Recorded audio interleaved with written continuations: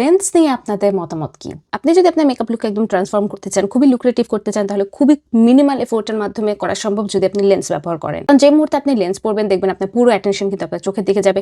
এরপরে জাস্ট একটা basic I লুকও খুবই গর্জিয়াস লাগে দেখতে। আমি আমার লাইফে একটা সময় পড়েছি লেন্স, কিন্তু সেটা ছিল আসলে পাওয়ার লেন্স। আমার ল্যাসিক করার আগে আমি পড়তাম, কিন্তু ল্যাসিক করার পরে যেহেতু পাওয়া ঠিক হয়ে গেছে, এরপরে আর কখনো পড়া হয়নি। আর কখনো ওই লেভেলের ড্রামাটিক মেকআপ করার কথা মাথায় আসেনি যে লেন্স পরবো।